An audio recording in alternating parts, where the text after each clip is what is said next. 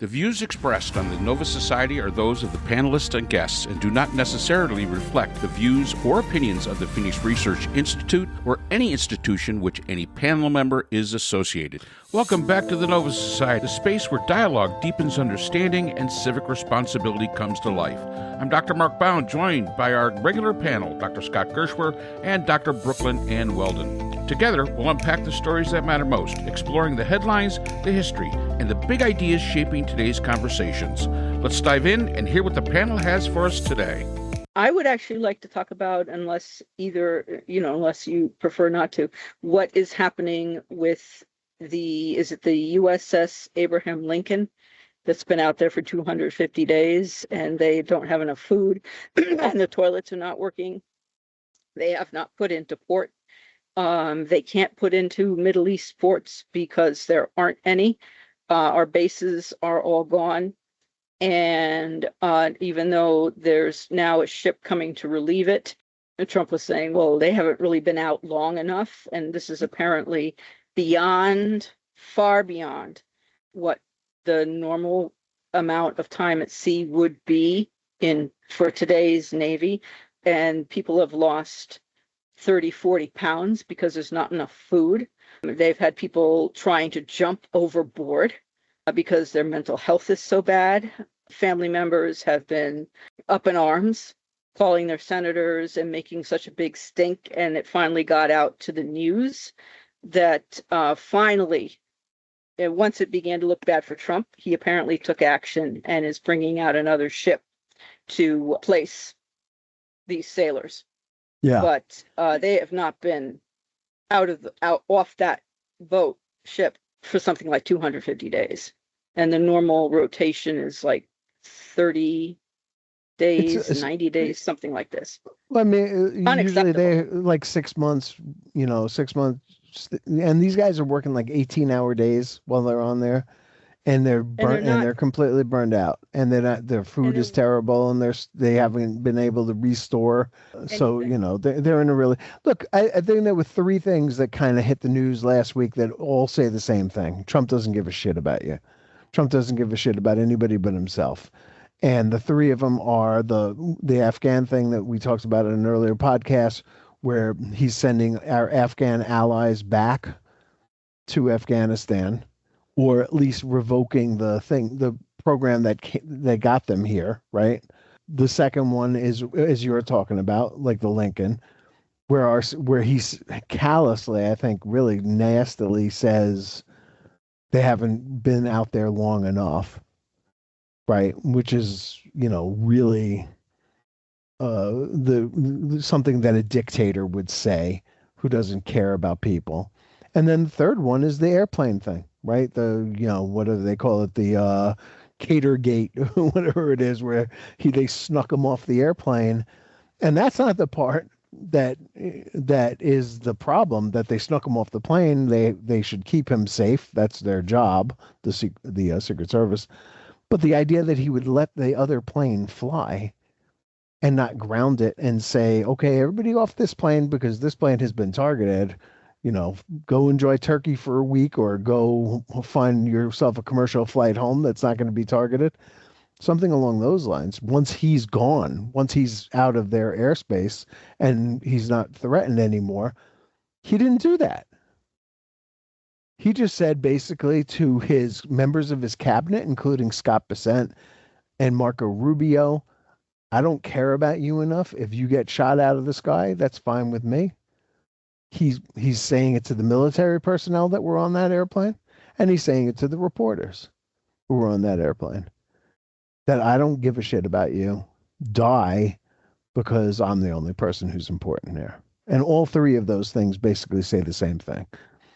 It's me, I'm the important one. Nobody else is important. Everybody else is expendable. That must have come as a huge surprise to Caroline Leavitt. I guess. Yeah, I guess. Maybe that's one of the reasons she's leaving her post. Yeah, possibly. She's been replaced, right, by another blonde. Yeah. So, yeah, it's the Abraham Lincoln.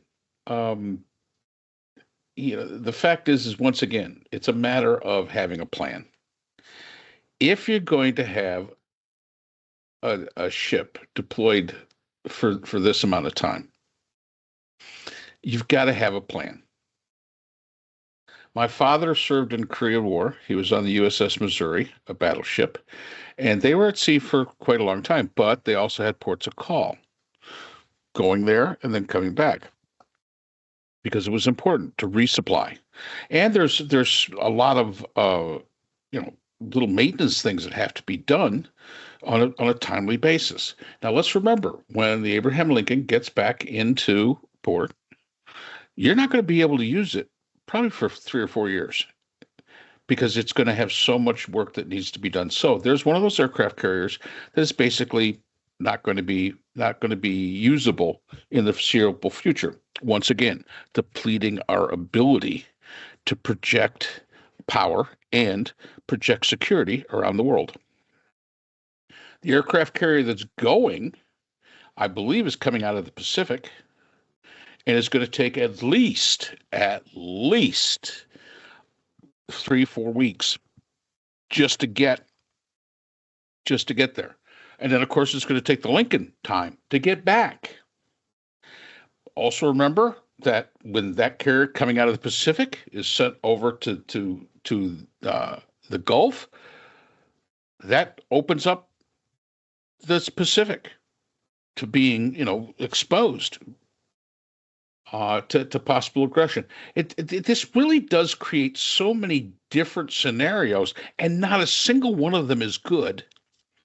And I think the thing that really bothers me the most is it doesn't take a PhD in anything to know that, to be able to look at this and say, this is such a stupidly bad idea. And it truly is. I mean, and you don't have to be a military expert. You don't have to be a logistics expert. You just have to look at the situation and say, who the hell thought this was going to be a good idea? And why were these things not considered when you start? Now, granted, whenever you start a conflict, whenever you go into a conflict, you cannot anticipate all of the different things that can possibly happen. We all know that. We studied that. You just can't. Unforeseen things are going to happen. But there are certain things where, I'm sorry, you know what's going to happen. That you can actually say, yeah, okay, this is going to happen. Now Trump's threatening to bomb the shit out of Oman if they get in the way. Oh, and what we've used as far as weaponry is concerned is peanuts. It's just peanuts. I mean, it's one lie after another, and each lie basically brings out the fact that none of this, not a single bit of this, has a plan. Everything that comes out of the man's mouth was just off the top of his head. There's no truth involved into it. There's none whatsoever. What we're doing, Pete Hegseth, I'm sorry, when they had this problem, I guess the SecNav is going to be going out to the Lincoln. Is going to be flown out to the Lincoln. Well, it shouldn't be SecNav. It should be Pete Hegseth. Get your ass onto a flight. Go on out there. Hey, you are the Secretary of War. That's your job. That is your job, to support those people. And the fact is, your ass is going to be sitting home, doing whatever the hell it is you do, and not coming up with a plan. And you're going to send somebody else. So yeah, it just, as Scott said, it shows the complete disregard for the people that are actually doing the work.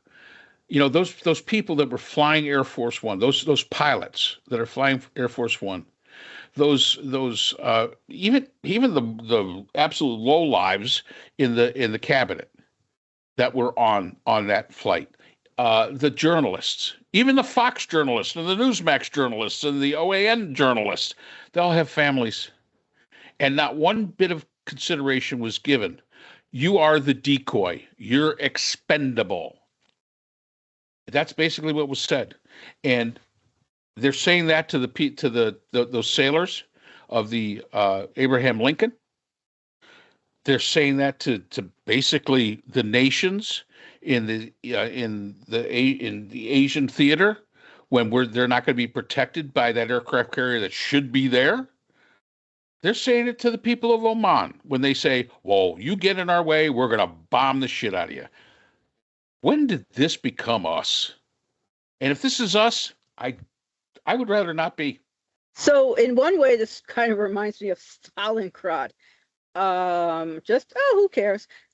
From Hitler. And we're not even making an effort the way, as poor as it was, as much as a failure as it was, that what's his name there, Hermann Goering attempted to do with dropping food from the air and supplies from the air. I mean, can't someone, I mean, we're supposed to be the greatest in the world and this and that, our military. And I'm not at all disrespecting our men and women in uniform, because they're the ones paying the price for the absolutely execrable, terrible leadership from above. Is there no way to fly helicopters or something?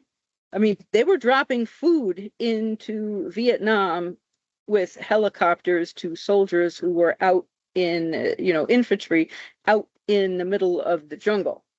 So there's no way to bring food we don't have a submarine, we don't have a helicopter, we don't have another ship, we don't have any way to resupply the Lincoln from anywhere, right?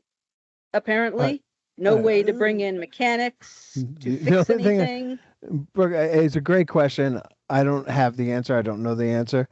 I will say that even if you resupplied the ship, you still have the same people working 18-hour days now for 9 months straight or 11 months straight or whatever it is.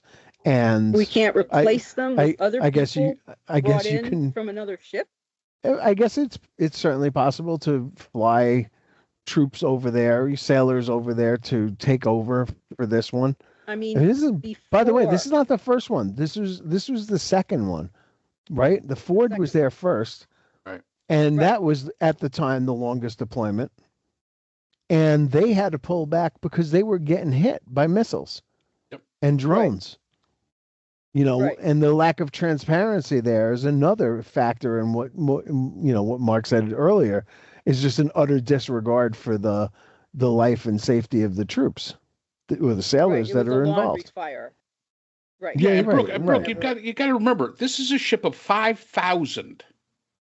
Yeah, it's not like you're going to put a bunch of people on a bus and take them. There's 5,000 people here.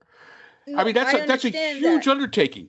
You're talking about an aircraft carrier. You're talking about, well, can we get supplies there with a submarine? Another ship. They can't carry that kind of equipment.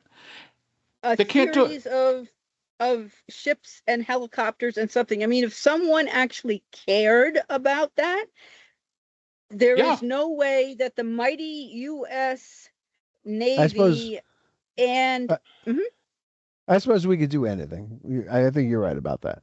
We could. I don't know if anybody's ever done it before. I don't know if it's something that they are hesitant to do because you're putting more troops in harm's way for, let's say you're flying to this aircraft carrier, you're flying over hostile territory, another ship, that's carrying a lot of people. I mean, there's already plenty of ships out there, right? An aircraft carrier doesn't travel alone.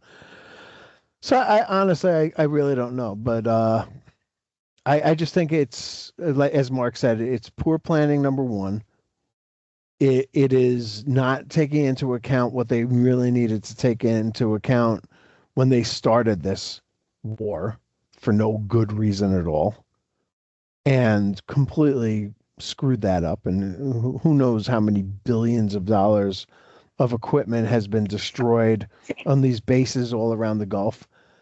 But it's also just disgusting attitudes towards the common man and women, that the ordinary Americans, what they like to say, the everyday Americans, who are included in sailors and soldiers and people who, are working for a living while Pete Hegseth is off lecturing people about beards, and Trump is golfing and doing Lord knows, and totally involved. 70% of his time or something like that is spent on his vanity projects around the place. I just flew in and out of West Palm Beach Airport, which is now Donald Trump Airport. It is a sickening thing to see. The these are the things that preoccupy him, not common people. And you know what? If you fly from Fukuyama, Japan, to Donald J. Trump Airport, on your ticket it's going to say FUK DJT. Well, and he's also now back on the Kennedy Center. He wants to have his name etched into the concrete. Right. I mean, right. But the thing, he also, to me, I'm worried about the next aircraft carrier that's coming in, because I don't see any lessons having been learned anywhere among any of these people. And the sailors who are on the next ship, the next aircraft carrier coming in, are going to be in the same position. Yeah. Right. There's no doubt about that. And right now, we don't have enough aircraft carriers. We don't have enough carrier groups.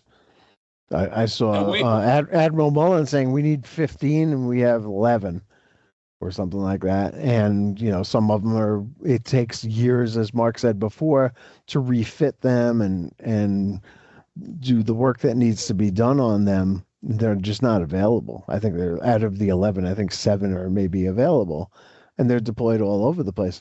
By the way, the Ford was the one that went to Venezuela last year. Yeah. Right. So they sent that one from the Middle East to the Caribbean, which probably was not a terrible deployment. I think it was at Puerto Rico, and then back to the Middle East, and then it evidently was attacked, and now it's back at some port somewhere. I forget where exactly it is, but that's going to be out of commission for a while. Yeah, and they're saying that they're going to keep this up indefinitely. Like this is literally a forever war, because there's no end in sight, and the Iranians are not giving up, and they're going to tough it out, and Trump is not going to cross China, so China is going to get any oil that it needs, and so they're going to have a certain amount of income from that, no matter how many sanctions he puts on them or tariffs, I guess. I don't know, to anybody who buys their stuff, which just means that we pay more for it. Doesn't really, just not taking any money out of the pockets of anybody else but the American consumers. I don't know. And we're going to have 5,000, probably, I don't know how many people from the Lincoln who are going to need serious mental health support. Yeah, probably. After all this. So I just want to ask one last question. I was discussing this with a couple of friends last night. Mark, what do you think of this? I said yesterday that Trump's not leaving. He is going to die in office. He will not leave. 2028 rolls around, 2029 rolls around. I agree. January 2029, he's not leaving. He's not leaving. No, I fully agree with you, Scott. He won't leave. Whoever becomes president next, if it's a Republican, they're going to find the White House already occupied. Yep. And him making all the decisions, as he did, by the way, during the Biden administration for the Republicans, made all the calls. Mm-hmm. And he's not leaving. What do you think? No, he Mark, won't go. Is he going to go? Is he going to go gently into that good night? Well, no. Maybe, hopefully, not in the way, not in the electoral way. Maybe he'll go in a different way. Which, okay. I have said, and I have stood by, and I have been consistent in that the system will hold. I look at his popularity, and again, I don't put a lot into polls, but we have to understand that he has lost a lot of the support that he originally came in with. I don't think he has, and we're seeing a lot of it today. Some of the candidates, Mike Pillow guy, got his ass handed to him in Minnesota. I don't think he has the political oomph that he had. I think people, even the MAGA people, and even the people that I talk to here in South Carolina, that friends of mine that are, I would say, MAGA and have been MAGA for quite a long time, they're waffling a little bit. They're truly beginning to waffle, and I think that is, I think that's a hopeful sign, because I truly believe that Trump's greatest weakness and worst enemy is Trump himself. And every time he opens his mouth, it's coming to the point, in my experience, what I'm seeing, it's becoming more difficult for those supporters to justify it out in some convoluted way. You can only turn yourself into a pretzel so much, and then you start sounding as ridiculous as the person that you're talking about. I do believe he's going to go. Now, will he, if he's still alive, and we do not wish anybody to not be, if he's still alive and it's a Republican, will he have influence? Yes.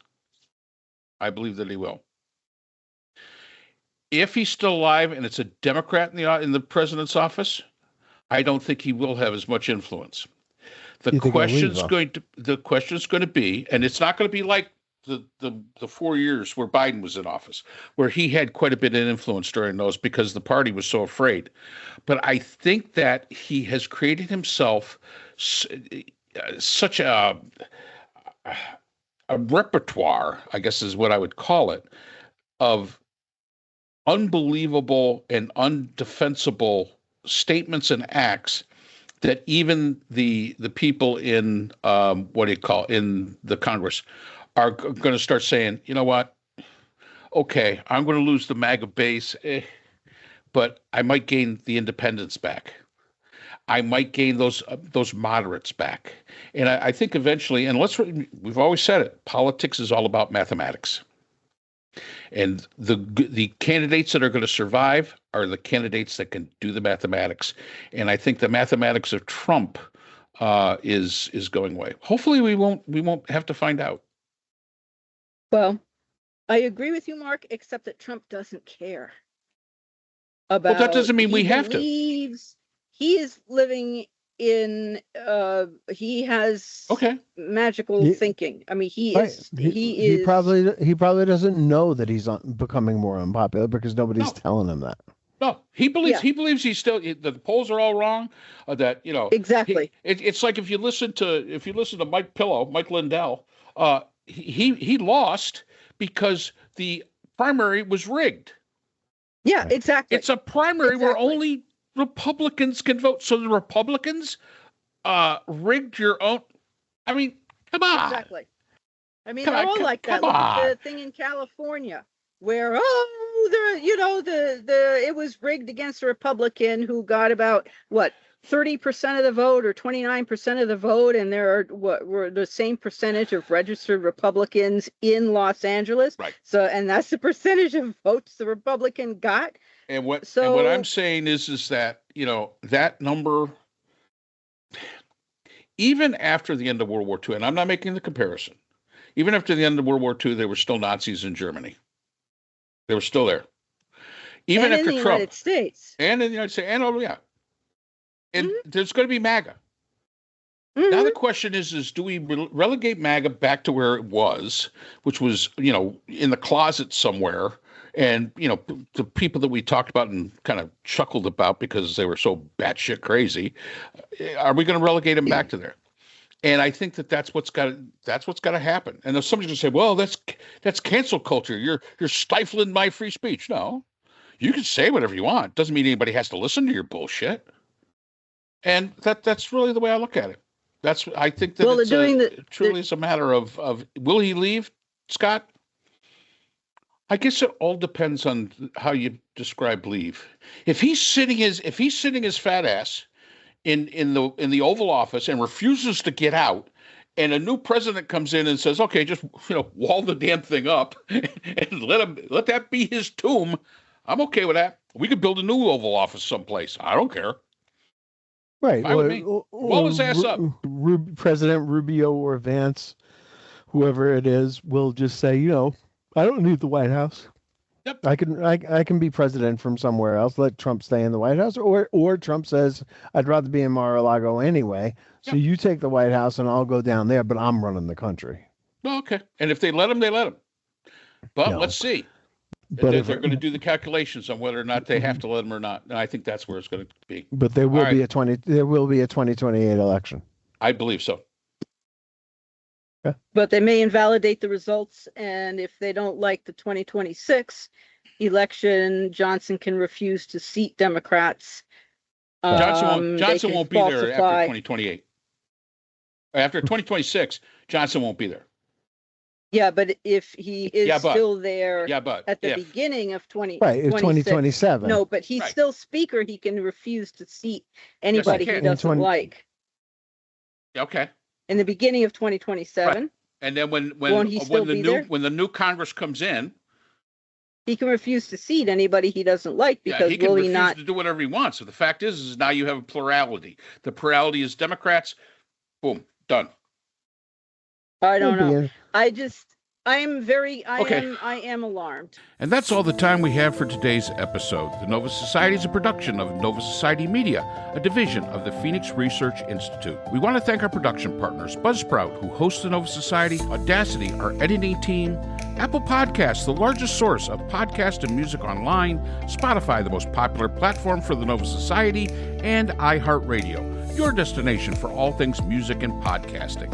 The Nova Society is available on all of these and other quality platforms listed in our description. And most importantly, we want to thank you, our listeners. Without your support, the Nova Society could not be possible. If you haven't already, please consider subscribing on the platform of your choice. It's easy, it's free, and helps our channel grow. For questions or comments, you can reach us at nova.society.podcast@gmail.com. So on behalf of Dr. Brooklyn Ann Weldon, Dr. Scott Gershworth, and all of our production partners here at the Nova Society, I'm Dr. Mark Bound. Remember, the true power of society is knowledge. Thank you for listening, and we hope to see you again next time. Hi, everyone. This is JJ, the co-founder of Good Pods.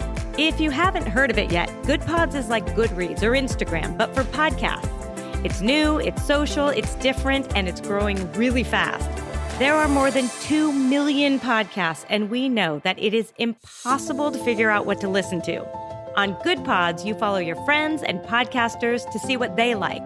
That is the #1 way to discover new shows and episodes. You can find Good Pods on the web or download the app.